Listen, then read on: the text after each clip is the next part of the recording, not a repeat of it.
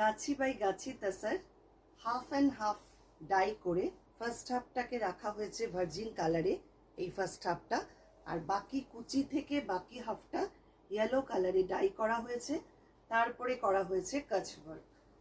দুর্দান্ত কাজটা হয়েছে, জাস্ট দেখুন সামনে থেকে।